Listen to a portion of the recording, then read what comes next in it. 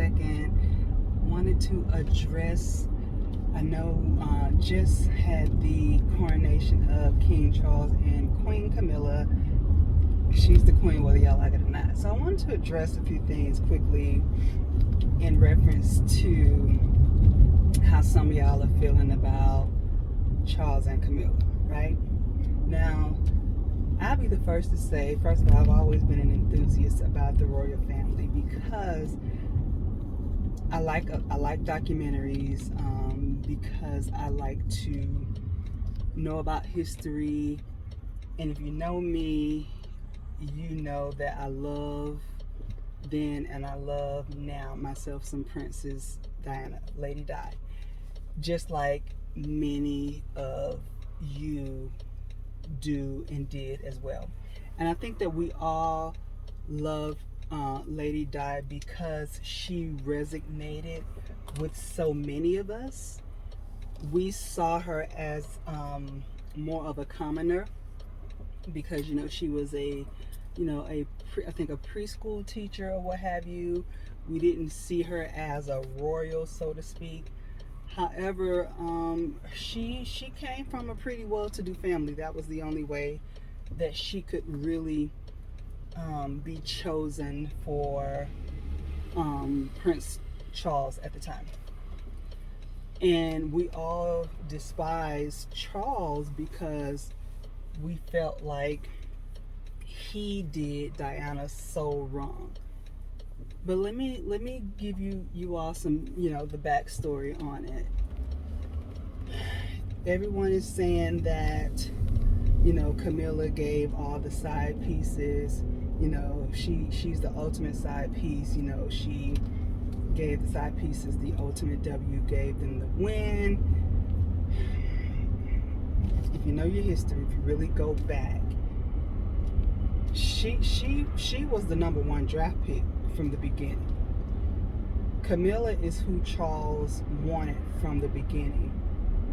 She is who had Charles's heart. Period. It is what it is. He was in love with Camilla from day one. If you go back and you think about how Charles became Prince Charles and his mom was the queen and all that, is because the queen's uncle abdicated the throne to be with his wife, because they gave him an option. You can either be the king or you can be with your wife, who was a divorcee, a socialite from the United States. And he said, I'll take my wife for 200 Alex, right? But Charles wasn't given that option. When Charles married Diana, Charles was 33, Diana was 19. They would not allow Charles to marry Camilla because she was a divorcee. However, they allowed him to maintain a relationship with her behind closed doors because they knew that that's who had his heart and that's who he was in love with. So I'm pissed for several reasons, because it was as if they offered up Diana as a sacrifice. You know what I'm saying? She was literally a lamb carried to the slaughter, right? And so you have to think that the crown was never meant to be Diana's. It was never meant to be hers. Imagine being in a loveless relationship. He didn't want to be with her. She didn't want to be with him. She ultimately tried to make it work, especially once those babies came. But his heart still was never in it. So Camilla was never the side piece. She was the number one draft piece, the number one draft pick. I said what I said. She was the number one draft pick. And she was ridiculed. She had to be resilient, because even in all of that, she had to fall back. She had to fall back. She had to endure the ridicule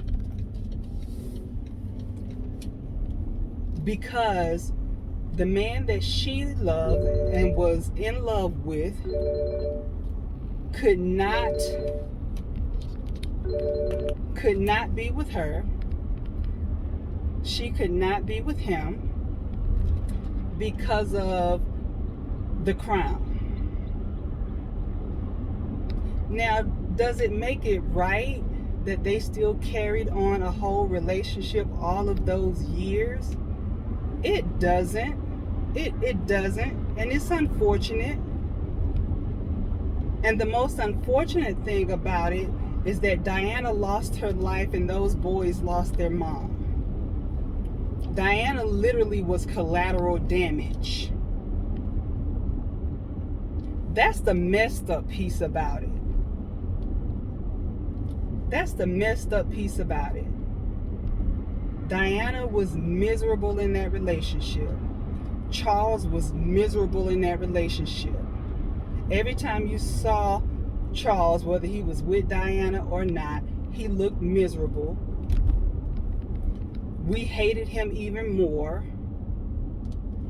because he was a horrible husband, because he was in a relationship, a marriage that he was forced to be in, and so he couldn't flourish and he couldn't be who he was, who he wanted to be, who he was destined to be, because he was forced to carry a weight, to carry a burden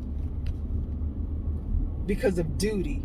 So a lot of people are in relationships, are in marriages out of duty and obligation. Oh, I'm speaking to somebody. Been there, done that.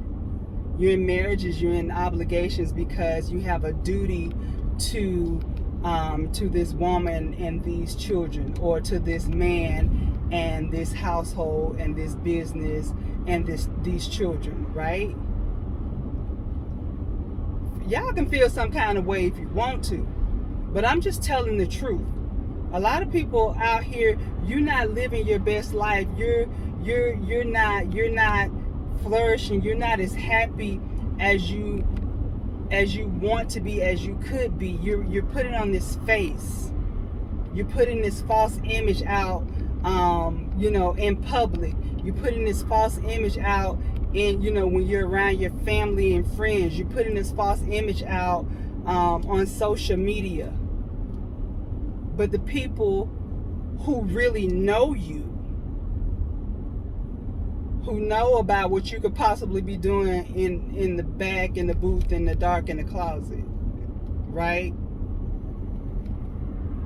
Know how you really feel. Or let's say that you've been discreet enough to keep it amongst yourself, right? And then you may sit in your vehicle every now and again, or you may sit in the garage, or you may go sit in the park, or you may spend a little extra time at work trying to figure out how the hell did I get here. And you're also contemplating your exit and how long it's going to take you to get out, or how old you have to wait until your children are before you can leave. And then you wonder if, when you're able to leave, if the person that you really want to be with, and that you know that you're destined to be with, and that you're supposed to be with, will they be available to you? But y'all don't want to hear that. But I told y'all on this channel, this is Life Conversations with Mo. I'm gonna have conversations. I'm gonna say things that you've been thinking about. I'm going to evoke your thought process. I told you I don't care what people, I've never really cared, but as I get older, I don't care what people think about me. I don't care what you say about me. I'm here to evoke your thought process so that you can live in your truth. And before you go and you start saying, oh, she's talking about herself. No. No. But first of all, you don't know none of my business. And if you speculate that you do, have at it. Because again, I don't care. I don't care. I don't care. But these conversations are going to help somebody. So yeah, we're talking about the queen. So a lot of people was like, oh, she don't look queenly. Okay, what does a queen look like? How many people tell black women they don't look queenly every day? What makes a queen? It don't matter what she look like. It don't matter what he look like. It ain't what you call me, it's what I answer to. Because at the end of the day, regardless of what that lady look like, she is the queen of England. I'm just saying. I'm just saying. You have to be careful. You have to be mindful. So I know I was looking at a podcast. I was listening to a podcast the other day, and it's this gentleman that I really, really enjoy because he comes from a spiritual. He comes from a spiritual POV, point of view, for those who may not know what I'm saying when I use that acronym. But and he curses too, so he's like me. It is what it is.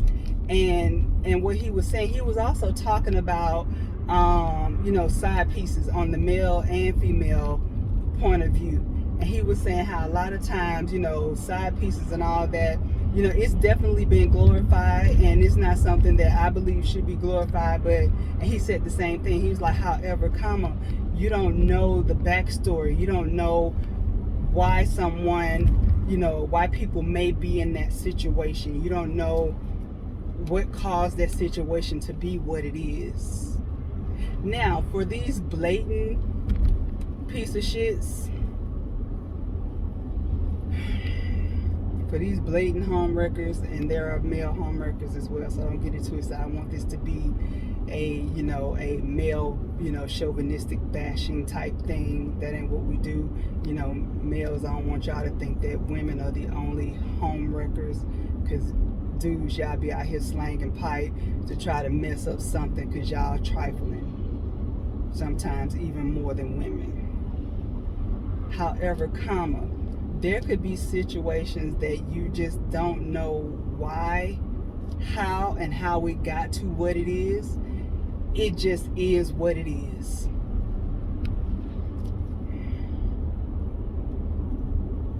And so in the case of the king and queen of England, they were forced into a situation. Like I said, I tell anybody to this day, if they would have allowed Charles to marry Camilla back in the day, Diana would be alive today.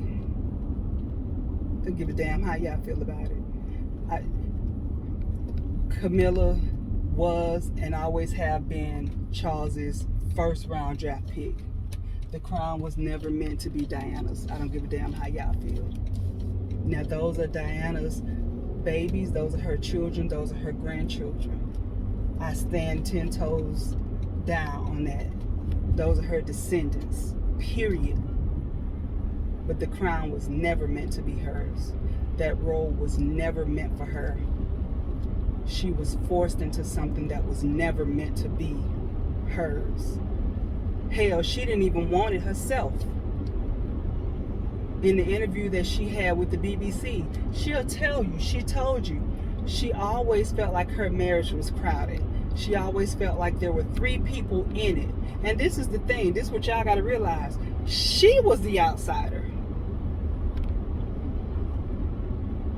Lady Diana Spencer was the outsider in her marriage. Now, I want you all to look at how, and granted, Charles is 1,000,001 years old, right? And so they say with age bring about a change. It does. However,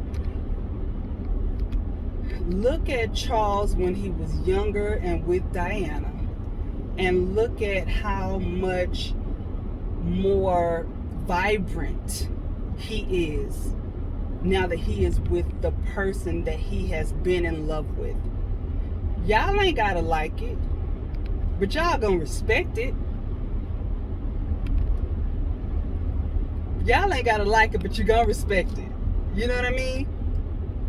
Because I have seen people, I know people who are in relationships for whatever reason, but they're in love with other people, and I've seen them interact and be in the same space with the people that they have strong emotional ties with, and I have seen the difference. But I'ma digress. So feel how you want to feel. You ain't gotta like it, you ain't gotta love it, but you gonna respect it. But again, this is just, life conversations with Mo. I'm just giving my point of view. I'm just letting y'all know how I feel. But guess what? I ain't gonna never cut off or turn off my comments. So this is what I need y'all to do. Drop your comment below. I want to know how y'all feel about it. What y'all think about what I've said in this video. But also like, share, and subscribe. Because guess what? I want to get this channel. I need to get it a minimum of 4,000 subscribers, within the next couple of months. I need you all to help me do that. So thank you all for hanging out with me, spending, about 15-20 minutes while I rant and speak my piece on the King and Queen of England. Again, I just want to speak on the side piece and how y'all feel about her not looking queenly, and her giving a win for side pieces. It's beyond that. I still feel, for my people, those of African, Caribbean, Indian descent, they need to give us back our shit, because all those riches and jewels and all that stuff was ill-gotten. So they definitely need to run us our shit back. But I just wanted to share that with you all. And as always, peace up. A-Town is always down. I'll catch y'all in the next one.